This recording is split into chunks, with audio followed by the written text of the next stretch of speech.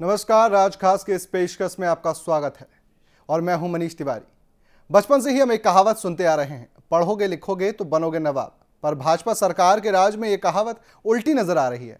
अब नई कहावत का काफिया कुछ ये लगता है, पढ़ोगे लिखोगे तो बनोगे खराब, दलालों से मिलोगे तो बनोगे नवाब। जी हाँ, राज्य के 1,27,00,000 से अधिक युवा अपने आप को ठगा सा महसूस कर रहे हैं, क्योंकि युवाओं को अवसर देने वाली संस्था व्यावसायिक परीक्षा मंडल के चंद जिम्मेदारों ने रोजगार के अवसर को मंडी में तब्दील कर दिया है।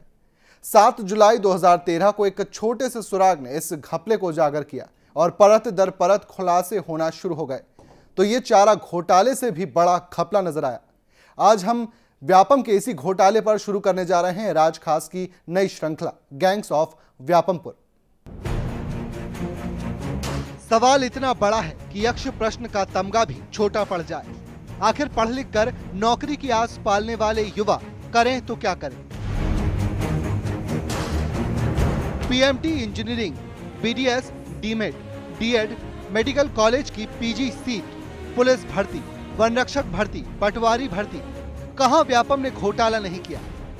शर्मनाक है 1.25 करोड़ युवाओं के साथ धोखा। बेहतर भविष्य की खातिर छात्र या छात्रा घंटों मेहनत कर पढ़ाई करता है। युवा और छात्र जीवन के साथ कई समझौते करता है और इसके बदले सूबे में उसे हासिल होता है दलालों का साम्राज्य।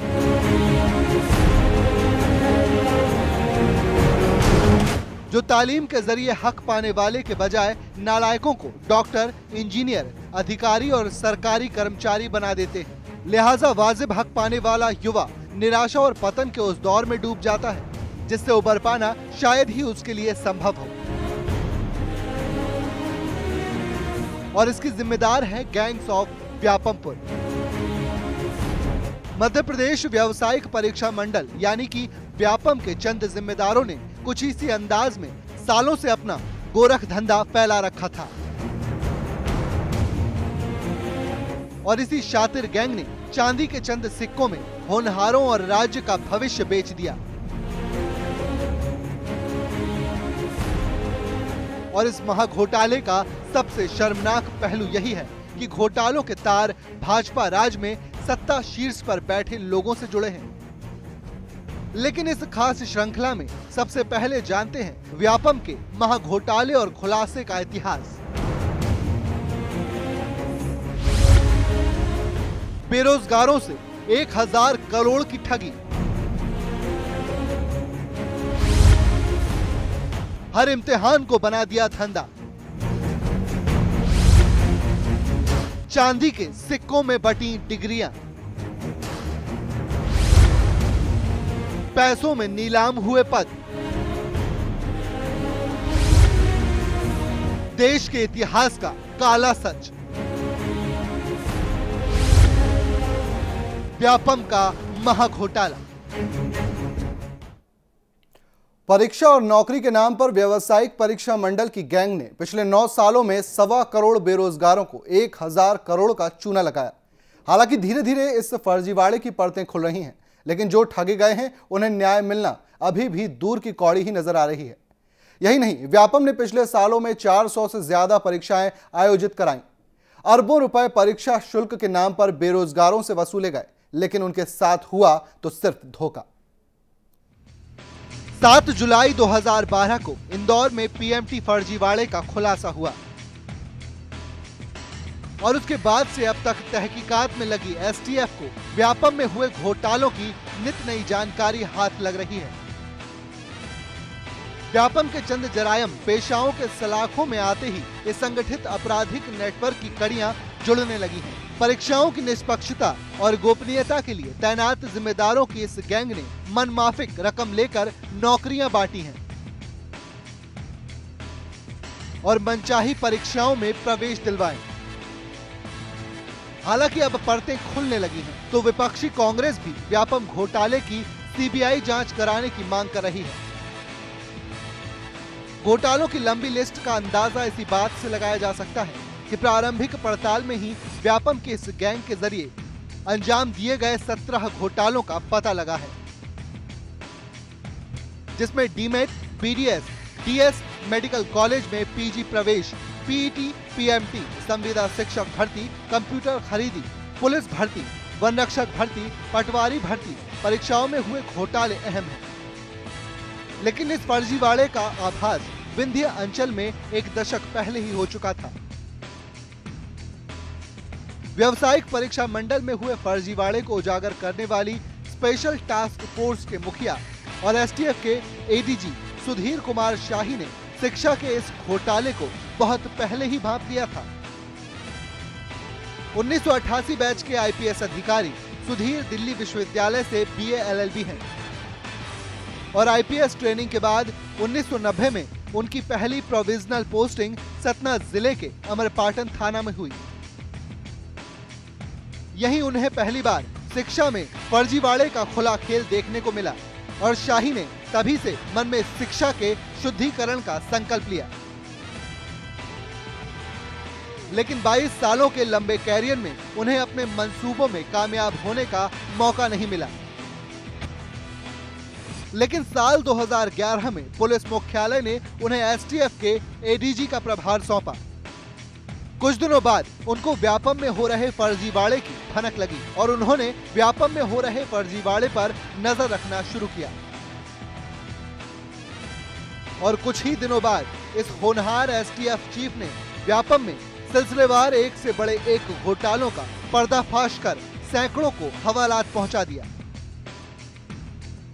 आलम यह है कि शाही ने सत्ता और शिक्षा जगत की उन तमाम हस्तियों की रातों की नींद और दिन का चैन भी छीन लिया है, जिन पर हाथ डालने से एक समय तक सरकार भी कतराती रही। शाही वो शख्स है जिन्होंने व्यापम के फर्जीवाड़े से पर्दा उठाकर सैकड़ों रसूखदारों को हवालात पहुंचा दिया है। ये तो है घोटाले के सामने आने का एक पहलू। हम परत दर परत आपको बताएंगे कि किस तरह से व्यापम के ये जिम्मेदार शख्स ही युवाओं के भविष्य के सौदागर बन बैठे और दलालों के नेटवर्क के जरिए इन्होंने सूबे के भविष्य के साथ घिनौना खिलवाड़ किया। गैंग्स ऑफ व्यापमपुर गिरोह का ठिकाना मध्य प्रदेश व्यावसायिक परीक्षा मंडल। घोटाले की रकम 1000 करोड़ से ज्यादा। वारदात का तरीका बेहद शातिराना। घोटाले की जड़ें व्यापम से लेकर सरकार तक। गैंग्स ऑफ व्यापमपुर, जी हां, यह नाम है मध्य प्रदेश के सबसे बड़े संगठित आपराधिक गिरोह का,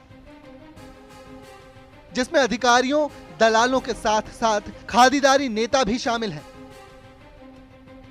खाकी वर्दीधारी पुलिस भी हैं, तो गिरोह में सरकार और संगठन से जुड़े मठाधीश भी शामिल हैं। इन गिरोहबाजों से गलबहिया डाल दोस्ती निभाने वाले कांग्रेस के अय्यार भी हैं। मध्य प्रदेश के इतिहास में शायद ही किसी गिरोह ने इतने योजनाबद्ध तरीके से व्यावसायिक शिक्षा संस्थानों और सरकारी नौकरियों पर अपना कब्जा जमाया होगा। आलम यह रहा कि सालों तक इनकी मर्जी के बिना कोई डॉक्टर, इंजीनियर और सरकारी नौकर तक न बन सका। अफसर, नेताओं और दलालों ने संगठित गिरोह बनाकर एक उद्योग की तरह इस कारोबार को चलाया और इसकी शुरुआत व्यावसायिक परीक्षा मंडल के गठन के साथ ही होना शुरू हो गई थी। लेकिन अनैतिकता का ये व्यापार एक बीज से वट वृक्ष में तब्दील एक दशक पहले ही हुआ। 1970 में प्रदेश के शासकीय मेडिकल कॉलेजों में प्रवेश के लिए मध्य प्रदेश चिकित्सा बोर्ड का गठन हुआ। बाद में इंजीनियरिंग कॉलेजों में प्रवेश के लिए भी 1981 में एक बोर्ड बना। 1982 में इन दोनों को मिलाकर एक कर दिया गया और इसका नाम रखा गया व्यावसायिक परीक्षा मंडल। यूं तो इसके गठन की शुरुआत से ही गड़बड़ियों की छुटपुट खबरें हमेशा आती रहीं, लेकिन सन 2000 के बाद ऐसे लोगों की संख्या बढ़ने लगी जो व्यापम के सिस्टम में सेंध लगाकर मेडिकल और इंजीनियरिंग कॉलेजों में सीटें हासिल करने लगे। 2003 में भाजपा के सत्ता में आने और व्यावसायिक शिक्षा के बढ़ते व्यवसायीकरण के चलते लोगों को व्यापम एक दूध देती गाय नजर आने लगी। 2005 के आसपास जब व्यापम के पास सरकारी नौकरियों की भर्ती का जिम्मा मिलना शुरू हुआ तो इसे कामधेनु बनते देर नहीं लगी। सन 2006 के बाद से इसने एक संगठित गिरोह का रूप लेना शुरू कर दिया और 2007-8 आते आते यह अंडरवर्ल्ड की तर्ज पर पूरी तरह एक उद्योग और मुनाफा कमाने का धंधा बन गया। गिरोह के सरकारी और रसूखदार सदस्यों ने बाकायदा फर्जीवाड़े के लिए एक खास रणनीति तैयार की और इस महाघोटाले में कई किरदार शामिल हुए, जिसमें कुछ सामने आ चुके हैं और कई चेहरे अभी भी पर्दे के पीछे छुपे हुए हैं।